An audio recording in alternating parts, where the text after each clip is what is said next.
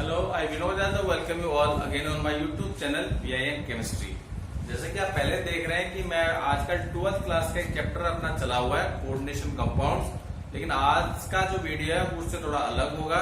आज का जो मेरा टॉपिक रहेगा वो 10th क्लास की केमिस्ट्री में से है और 10th क्लास के मैं उस चैप्टर को ले रहा हूँ जहां से ऑर्गेनिक केमिस्ट्री की शुरुआत हो जाती है बच्चों के लिए। ठीक है, तो जैसा कि मैंने नाम लिखा हुआ है कार्बन एंड इट्स कंपाउंड्स वो क्लास 10। आज का लेक्चर इसका इंट्रोडक्शन लेक्चर रहेगा और पहले बता देता हूँ कि इस चैप्टर को अलग से क्यों रखा गया है कि कार्बन और उसके कंपाउंड्स की स्टडी अलग से क्यों की जा रही है, उसके पीछे एक रीजन है।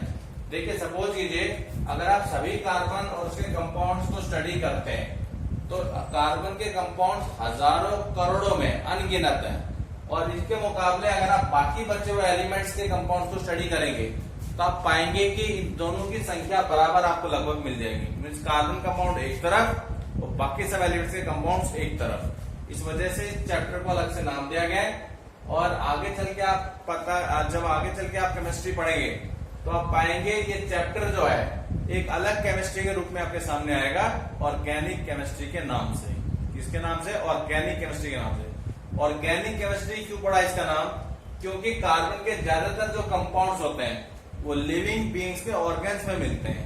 लिविंग बीइंग्स के ऑर्गेन्स में मिलते हैं। आई मीन टू से कि ज्यादातर जो ये कार्बन कंपाउंड्स हैं इनको मैं ऑर्गेनिक कंपाउंड का नाम दूंगा भी। ज्यादातर ऑर्गेनिक कंपाउंड जो होते हैं वो लिविंग बीइंग के प्रोडक्ट्स एक तरह से होते हैं, इस वजह से इसको ऑर्गेनिक केमिस्ट्री भी नाम दिया गया। ठीक है, अब देखिए कार्बन जो होता है बड़ा ही वर्सेटाइल और बड़ा अमेजिंग से एलिमेंट होता है क्योंकि आप आम जिंदगी में जो चीजें इस्तेमाल करते हैं, जैसे मान लीजिए सुबह आपकी आंख खुली तो हम क्या पीते हैं इंडिया में? कहीं भी चाय पीते हैं, टी हम लोग लेते हैं। तो टी के अंदर ज्यादातर जो कंस्टिट्यूएंट्स होते हैं वो क्या क्या होते हैं? मेन कंस्टिट्यूएंट ऑर्गेनिक वाले दूध होता है, चीनी होती है, चाय पत्ती होती है, अदरक होती है। चाय मसाले में भी जो चीजें मिलती है सब पेड़ पौधों से आपको मिलती हैं। तो उनमें जो कंपाउंड होते हैं उन सब कंपाउंड्स का कोई ना कोई मेन एलिमेंट कार्बन ही आपको मिलेगा। उसके बाद आप बाथरूम वगैरह में जाते हैं, ठीक है, तो बाथरूम में हम नहाते समय क्या इस्तेमाल करते हैं? साबुन का इस्तेमाल करते हैं।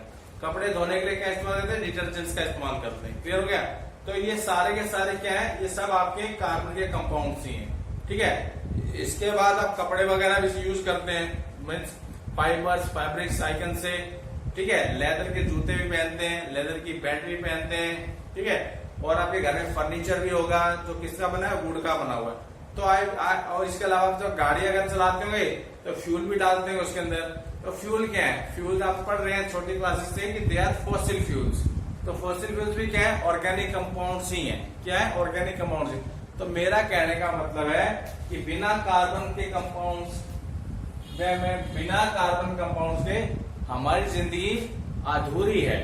बिना कार्बन कंपाउंड्स के हमारी जिंदगी अधूरी है। तो ये छोटा सा इंट्रोडक्शन आपकी बुक में स्टार्टिंग में दिया हुआ है 10th क्लास में कि कार्बन क्यों आपके लिए जरूरी है। ठीक है जी, इसके बाद हम पढ़ते हैं जो मेन आपका टॉपिक है वो है आपका बॉन्डिंग इन कार्बन। देखो, आप सबको पता है कार्बन का एटॉमिक नंबर 6 होता है। अगर मैं इसके इलेक्ट्रॉनिक कन्फिगरेशन लिखता हूं शेल्स में तो आएगी 2 और 4। तो और यहाँ पे स्टेबल होने के लिए कितना चाहिए? 8 चाहिए एल के अंदर। अब 8 अगर ये बनाता है तो देखिए दो तरीके बताए गए हैं। आपको आयंस बनाना आपने 9th क्लास में सीखा होगा। या तो कार्बन 4 इलेक्ट्रॉन ले, जब कार्बन 4 इलेक्ट्रॉन लेगा तो बनाएगा C4-, या कार्बन क्या करे? जो वैलेंस शेल के 4 इलेक्ट्रॉन है इन्हें लॉस कर दे, तभी बनाएगा C4+। लेकिन कार्बन के लिए ये दोनों ही बनाना मुश्किल काम है। ना तो ये C4- बना सकता है, ना ये C4+ बना सकता है। अब देखिए ये यहां से ये क्यों नहीं बना सकता? उसका एक रीजन है। उसका मेन रीजन है कि देखो कार्बन का एटॉमिक नंबर 6 था, इसका कार्बन के पास 6 तो प्रोटॉन्स हैं और 4 इलेक्ट्रॉन पहले से वैलेंस में, सॉरी 6 इलेक्ट्रॉन्स हैं और 4 और आपने ले लिए। इलेक्ट्रॉन कितने हो गए? 10। तो क्या होता है? 6 प्रोटॉन्स के लिए 10 इलेक्ट्रॉन्स को हैंडल करना या पकड़ के रखना मुश्किल काम होता है। क्या होता है? मुश्किल काम होता है। दूसरा क्या होता है? एक और भी रीजन है ना बनने का, भाई 6 इलेक्ट्रॉन तो पहले थे और 4 और आ गए आपके, तो तो इनमें क्या होगा, रिपल्शन होगी। क्या होगा, रिपल्शन होगी। मींस एनर्जी कंसिडरेशंस है जिसकी वजह से C4 माइनस बना नहीं पाता है।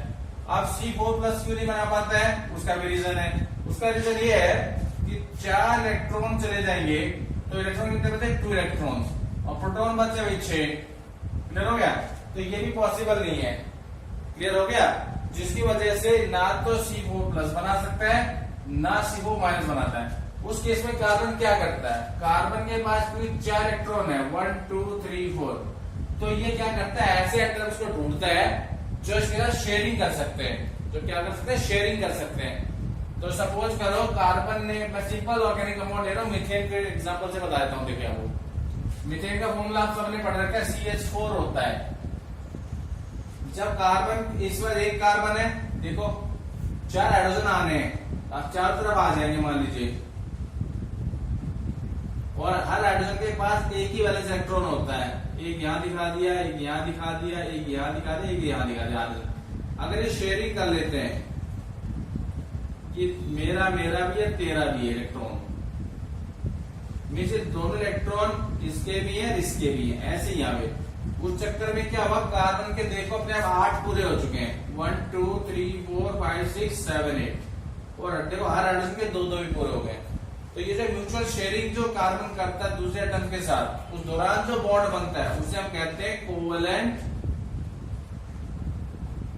बॉन्ड। क्या कहते हैं, कोवेलेंट बॉन्ड। तो आई मीन टू से कि ऑर्गेनिक कंपाउंड्स में जो कार्बन होता है मेन एलिमेंट, वो दूसरे एलिमेंट के साथ, या आगे चल के आप पढ़ोगे कार्बन के साथ भी जो बॉन्ड एस्टेब्लिश करता है उसे हम कहते हैं कोवेलेंट बॉन्ड।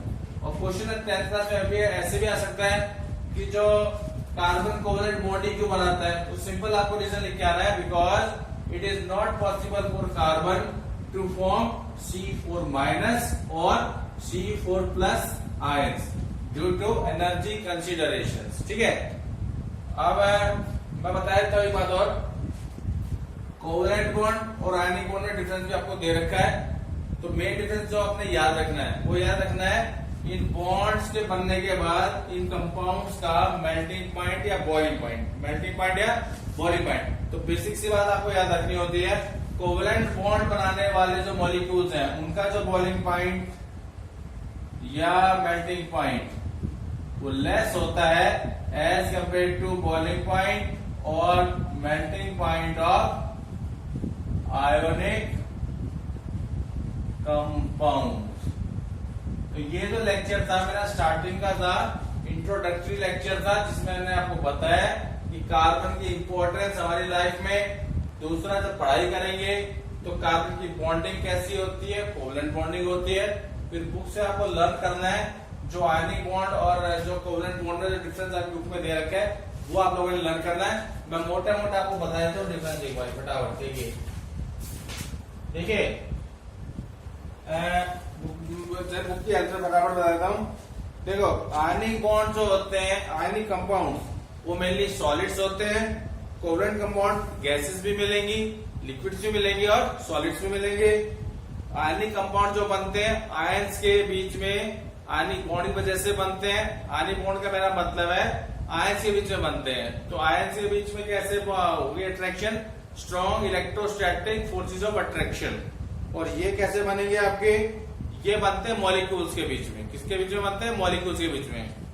और जो मेन डिफरेंस है इनका जो मेल्टिंग पॉइंट और बॉइलिंग पॉइंट होता है किसका, आयनिक कंपाउंड का, वो हाई होता है as compare to melting point और boiling point of covalent compounds. ठीक है। अगला डिफरेंस है जो आयनिक कंपाउंड होते हैं ये बिजली को कंडक्ट कराते हैं only in the molten state या एक्वा स्टेट के अंदर, only in the molten state और एक्वा स्टेट के अंदर। और जो कोवेलेंट कंपाउंड होते हैं they do not conduct electricity except one, graphite. Graphite में से बिजली कंडक्ट होती है, बाकी किसी से कंडक्ट नहीं होती। ठीक है। जो आयनिक कंपाउंड होते हैं दे अंडरगो आयनिक रिएक्शंस, मतलब covalent compound undergo molecular reaction. तो आज का लेक्चर मैं यहीं तक खत्म करूंगा। इंट्रोडक्टरी लेक्चर था इस चैप्टर का ही। ठीक है। तो आप उम्मीद है आप लेक्चर को सुनने के बाद जब बुक पढ़ेंगे तो आपको इंट्रोडक्शन समझ में आ जाएगा इसका। ठीक है। तो अगर आपको लेक्चर अच्छा लगे इसे लाइक कीजिएगा, शेयर कीजिएगा दोस्तों के बीच में, and please subscribe my channel. Thank you very much.